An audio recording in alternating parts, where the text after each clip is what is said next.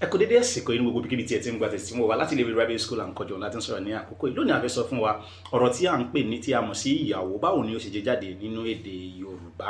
Kí ni ohun tí a sì ń pè tẹ́lẹ̀? Aya òun ni à ń pè tẹ́lẹ̀ kí ó tó di pé ó di ìyàwó, tí a sì ń pè àwọn tí àwọn jẹ́ titi ọba ní ayaba. Ìyẹn ni pé aya ọba. Kí ni àwọn ohun tí ó dé? Kí ni ìṣẹ̀lẹ̀ tó ṣẹlẹ̀ tí ó fi di wípé à ń pè ní ìyàwó? Ní ìṣẹ̀lẹ̀ kan ló ṣẹ̀ ní ayé àtijọ́ ní ìlú Ìwó. A ní ọba kan, ìyẹn ni pé ọba àkọ́kọ́ ní èyí tí ó kọ́ jẹ ní ìlú Ìwó ní ọmọbìnrin kan tí à ń pe orúkọ rẹ̀ ní Wuraola, ìyẹn ọmọbabìnrin Wuraola. Ọmọbabìnrin yìí ti tó lọ sí ilé ọkọ, òyì tó ní adé orí. Ọba sì pinnu láti wá ọkọ fún, ní èyí tí jẹ́ pé wọ́n wá ọkọ èyí tí ó ní ìtẹ́lọ́rùn, tí ó ní ìwà tútù, tí ó sì jẹ́ ọmọlúàbí ènìyàn. Òun ni wọ́n wá gẹ́gẹ́ láti jẹ́ kó jẹ́ adé orí Wuraola. Káàkiri gbogbo ilẹ̀ Yorùbá ni àwọn ọ̀dọ́mọkùnrin tó dùn ún wò tí ó ṣe é mú yangàn láwùjọ ti lọ, bíi Sango, Ogun àti bẹ́ẹ̀ bẹ́ẹ̀ lọ, tí wọ́n ti lọ sí ìlú Ìwó láti lọ fi wúrà láti fi ṣe aya. Ṣùgbọ́n ìwà ìpáǹle, ìwà àfojúdi, ìwà burúkú tí Wuraola ń hù sí àwọn wọ̀nyí kò jẹ́ kí wọ́n lè ní sùúrù. Kódà ìtàn sọ fún wa wípé ọ̀pọ̀lọpọ̀ wọn ọjọ́ tí wọ́n dé ìlú Ìwó náà ni wọ́n padà sí ìlú wọn.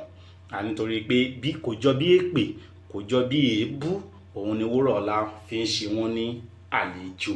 Ṣé ẹ sì mọ̀ wípé ọmọ ọba ni, ọba sì bá lórí ohun gbogbo.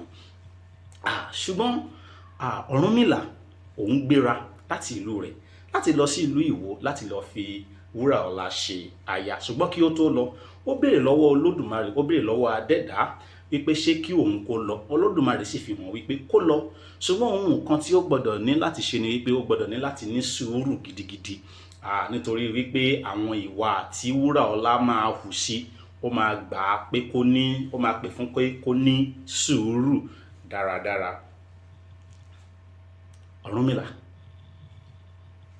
ó gbà bẹ́ẹ̀, ó gbéra, ó gba ìlú Ìwó lọ. Ọjọ́ tí Ọ̀rúnmìlà kọ́kọ́ dé ìlú Ìwó, òṣé àti èébú òun ni Wuraola ó fi kì í káàbọ̀.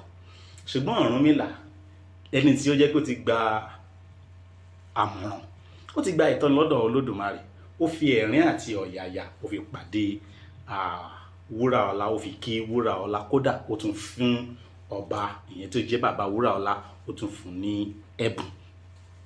Ọjọ́ méje gbáko òun ni Ọ̀rúnmìlà ṣe ní ìlú Ìwó. Gbogbo ọjọ́ méjèèje yìí bí ìgbà tí ènìyàn wà nínú iná òun ni fún Ọ̀rúnmìlà. Kódà ata omi tàbí oúnjẹ Wuraola ò fi ṣe Ọ̀rúnmìlà lálejò gẹ́gẹ́ bí ìtàn ti ṣe sọ fún wa.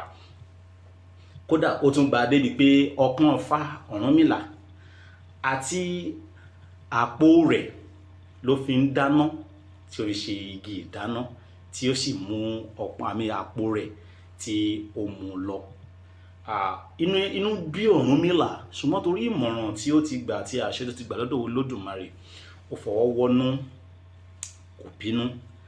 Ìgbà tó di ọjọ́ kẹfà, tí ọba ti rí gbogbo ìwà tí Ọ̀rúnmìlà ń hù, tí ó rí pé onísùúrù ènìyàn ni, onítẹ́lọ́rùn ènìyàn ni, ẹni tí a kọ́ nílé ire tí ó gba ẹ̀kọ́ ni Ọ̀rúnmìlà, ó fi Wuraola ó fi ṣe aya fún, ó fún gẹ́gẹ́ bí aya. Inú Ọ̀rúnmìlà dùn, bákan náà inú Wuraola dùn, nítorí pé gbogbo ìwà tí Wuraola ń hù sí àwọn tí ó fẹ́ wá fi ṣe aya, ọmọ ní láti wo ta ni ọkùnrin tí ó ní sùúrù tí ó lè fi ṣe adé orí. Nígbà tí wọ́n ṣe gbogbo eléyìí tán, Ọ̀rúnmìlà gbéra ó padà sí ìlú rẹ̀. Nígbà tó dé ìlú rẹ̀, wọ́n fi ìlù àti ijó pẹ̀lú ọ̀yàyà wọ́n fi kí Ọ̀rúnmìlà káàbọ̀, tí wọ́n sì ń kí kú oríire.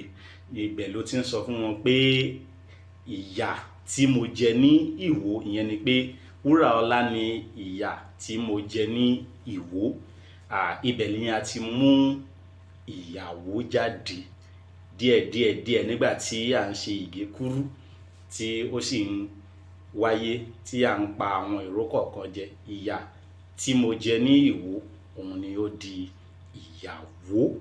Láti ìgbà náà lọ òun ni a ti pè gbogbo obìnrin tí ó bá wà ní ọ̀dọ̀ ọkọ gẹ́gẹ́ bí ìyàwó. A rí pé tá bá fẹ́ ṣe ètò yìí a máa ń sọ pé mo fẹ́ ṣe ìgbéyàwó, mo fẹ́ ṣe ìgbéyàwó. Bí ìyàwó ṣe jẹ jáde nínú èdè Yorùbá ni eléyìí. Tí a bá rí àwọn ọ̀rọ̀ mìíràn ní èyí tí jẹ́ wípé ó tún jẹ jáde nínú èdè Yorùbá tí a sì wò wípé bóyá ní bí a ṣe ń pè òun ni a ti rí pé ó ti